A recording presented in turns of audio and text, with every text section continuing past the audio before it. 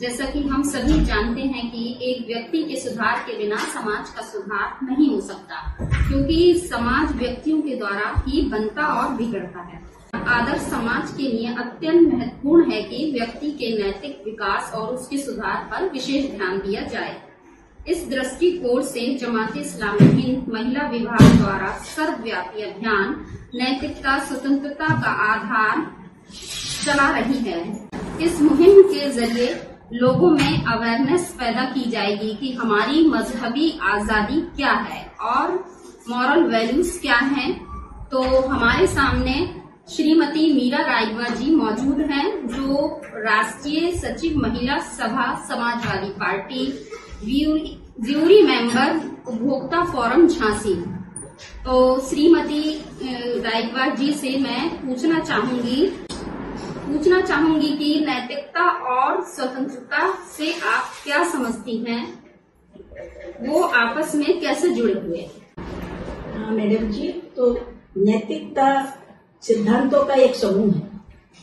नैतिकता सिद्धांतों का एक समूह है। यह निर्धारित करता है कि लोग कैसे निर्णय लेते हैं, अपना जीवन किस प्रकार से जीते हैं तथा बिना किसी को नुकसान पहुंचाए वह अपना कैसे कार्य सफल करते हैं, उनका भी कार्य सफल हो जाए और लोगों को परेशानी न हो।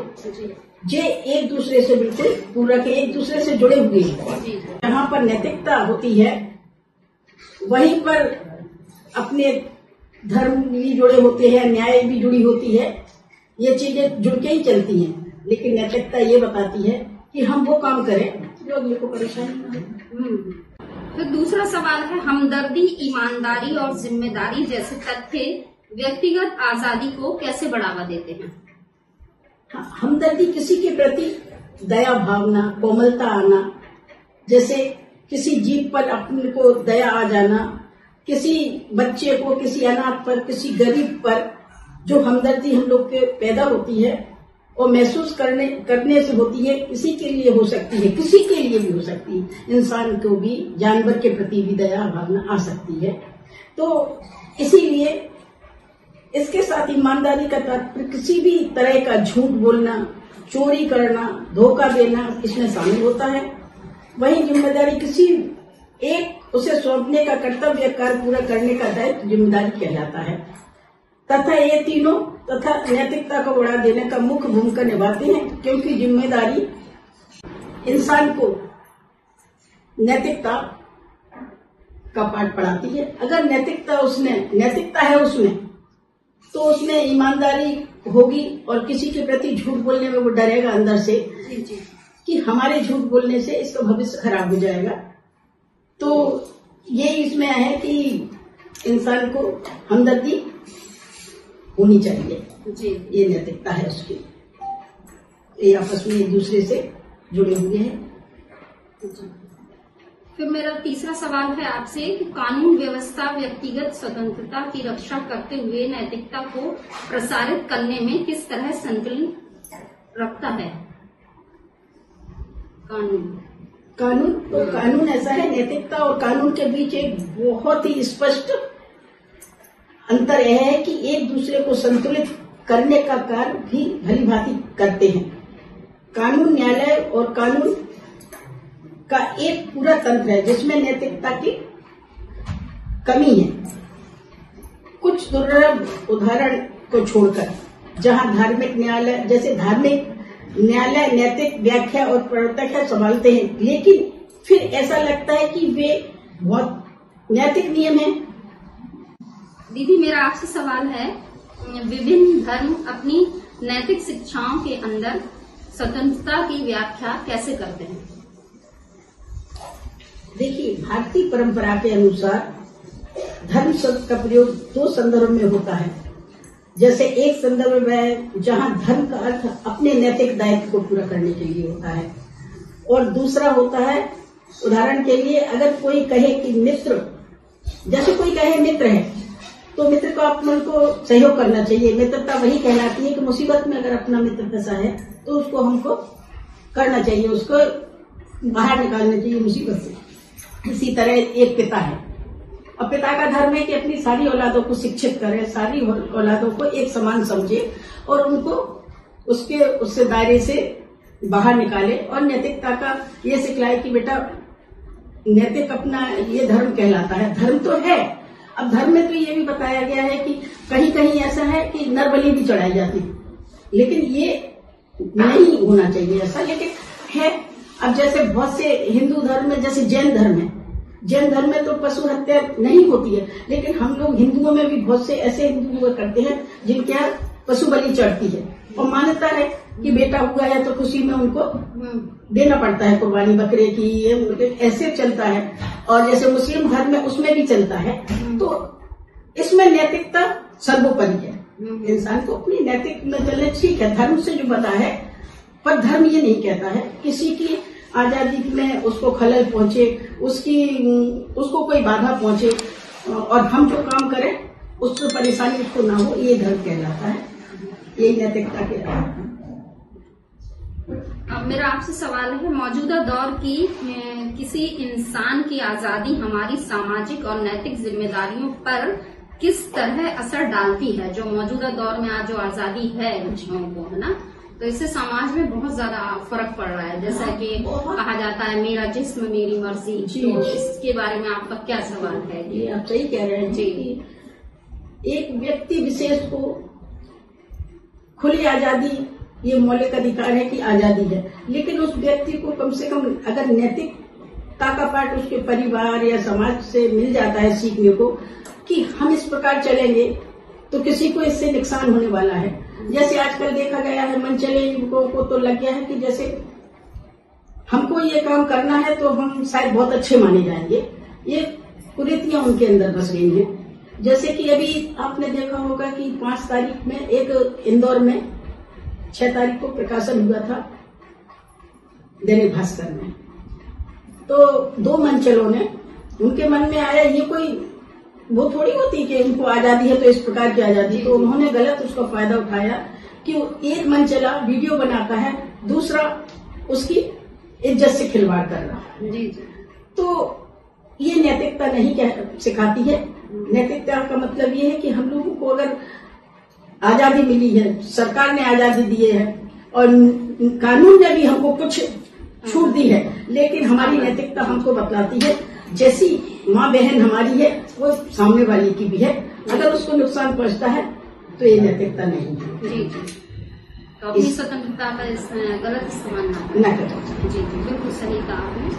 तो अब मेरा आपसे सवाल है कि हम ऐसे समाज को कैसे बढ़ावा दे सकते हैं जो नैतिकता की सुरक्षा और व्यक्तिगत आजादी दोनों की कद्र करता हो? ऐसे समाज को बढ़ावा हम ऐसे समाज को बढ़ावा दे सकते हैं, जैसे मान लीजिए कि बहुत से सामाजिक व्यक्ति ऐसे हैं कि जिनके बहुत अच्छे आचार विचार हुआ करते हैं। वो इंसान तो इंसान, जानवर के प्रति भी भावना हमदर्दी की रखते हैं। तो अगर ये विचार हम लोग के बने रहे तो नैतिकता बनी रहे तो हम लोगों को इससे बहुत राहत मिलेगी, हमारी बहू बेटियों को भी इससे निजात मिलेगी, क्योंकि बहू बेटियों पे असर आजकल ज्यादा हो रहा है। जहाँ देखा जा रहा है कि लड़कों को संस्कार नहीं दे पा रहे हैं, कर्तव्य नहीं सिखाया, न तो कर्तव्य है न उनको अधिकार के बारे में उन्होंने सोच लिया हमारे तो ये अधिकार है, हमें तो न्याय से मिला, हमें तो सरकार से मिली है ये आजादी। और व्यक्तिगत आजादी दोनों की कद्र करता हो, ऐसे समाज को बढ़ावा हम ऐसे समाज को बढ़ावा दे सकते हैं, जैसे मान लीजिए कि बहुत से सामाजिक व्यक्ति ऐसे हैं कि जिनके बहुत अच्छे आचार विचार हुआ करते हैं। वो इंसान तो इंसान, जानवर के प्रति भी भावना हमदर्दी की रखते हैं। तो अगर ये विचार हम लोग के बने रहे तो नैतिकता बनी रहे तो हम लोगों को इससे बहुत राहत मिलेगी, हमारी बहू बेटियों को भी इससे निजात मिलेगी, क्योंकि बहू बेटियों पे असर आजकल ज्यादा हो रहा है। जहाँ देखा जा रहा है कि लड़कों को संस्कार नहीं दे पा रहे हैं, कर्तव्य नहीं सिखाया, न तो कर्तव्य है न उनको अधिकार के बारे में उन्होंने सोच लिया हमारे तो ये अधिकार है, हमें तो न्याय से मिला, हमें तो सरकार से मिली है ये आजादी, उसका गलत उपयोग होता है। इसका हम लोग को इसका निराकरण करने के लिए, जैसे आप हैं सद्भावना मंच चलाती हैं, उसके माध्यम से जो बच्चियों में, महिलाओं में जो जागृति फैल रही है, वो नैतिक जिम्मेदारी को समझ रही हैं और उस बात को भी समझ रही है कि अगर इससे हमको कोई नुकसान मिलता है तो हमको कहाँ ये शिकायत दर्ज करनी चाहिए और हमें गुहार करना चाहिए सरकार से कि इन मंचलों को और ऐसे लोगों को तुरंत अगर फांसी का प्रावधान कर दिया जाए तो हमारी महिलाएं, बहनें और जो सरकार चाहती है कि उनकी इज्जत मिले, वर्ग को मान सम्मान मिले, तभी मिल सकता है। तभी हम लोग नैतिकता का सही रूप और सही कर्तव्य का निर्वहन कर सकते हैं। तो ऐसे समाज जो जिनमें ये चीजें मौजूद हैं ना, तो उनको हमें बढ़ावा देना चाहिए, ऐसे लोगों से हमें जुड़ना चाहिए, अच्छे लोगों से। हाँ, ऐसे सद्भावना मंच है, बहुत महिला मंच चल रहे हैं, यहाँ जाके महिलाओं को अच्छे काम हो रहे हैं, इसमें आके ऐसे आगे बढ़ सकता है, ऐसे आदमी बढ़ सकता है, अपने धर्म का भी अच्छी तरह से वो कर सकता है पालन और नैतिकता का भी कर सकता है और न्यायपालिका को भी दे सकता है पूरा सहयोग। अब दीदी, मेरा आखिरी सवाल आपसे ये है कि आप इस ख्याल का क्या जवाब देती हैं कि नैतिक सीमाएं व्यक्तिगत आजादी को सीमित करती हैं? नैतिक सीमाएं व्यक्तिगत आजादी को सीमित करती है। हाँ, इसमें क्या जवाब? इसलिए सीमित करती है, नैतिकता इंसान को एक सीमित करती है कि अगर हम लोग गलत रास्ते पे चलेंगे तो हम लोगों को मतलब हम लोग का कोई वो नहीं रहेगा, वजूद नहीं बचेगा। अगर हम नैतिक चलेंगे तो हमारे माँ बाप का और हमारा भी नाम अच्छा होगा और अगर सीमित नहीं चले अपने और अपने उस पर नहीं चले नैतिकता पे, और हम लोग जैसे जो अपराधी लोग होते हैं, अपराधी किस्म के लोग, उस प्रवृत्ति पे चले कि मोहल्ले में अगर कुछ हो रहा है, गमी है और हम हंस रहे हैं, तो ये नैतिकता नहीं। आजाद हो, हंस सकते हो, नाच भी सकते हो, बैंड भी बजा, लेकिन कम से कम नैतिकता कहती है अगले के यहाँ गमी है तो हमको भी थोड़ा शांत रहना चाहिए।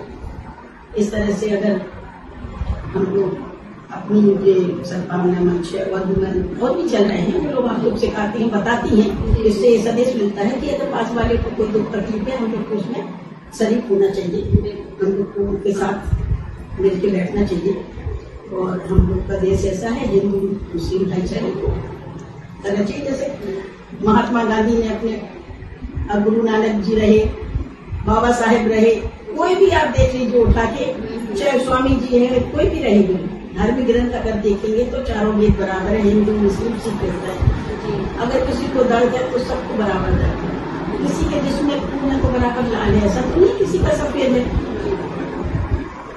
इसलिए इस कमी को वैसे दूर कर सकते हैं। दीदी, आपसे बात करके हम लोग बहुत खुशी हुई, तो आपका बहुत बहुत शुक्रिया और आप सभी का भी बहुत बहुत शुक्रिया। अस्सलाम वालेकुम वरहमतुल्लाहि वबरकातुहू। हमें भी बहुत खुशी हुई, सद्भावना मंच के आपकी जो महिला टीम आई हुई है, बहुत खुशी हुई मिलकर कि कम से कम समाज को जागृत कर रहे हैं, उनको नैतिकता का पाठ पढ़ाया जा रहा है।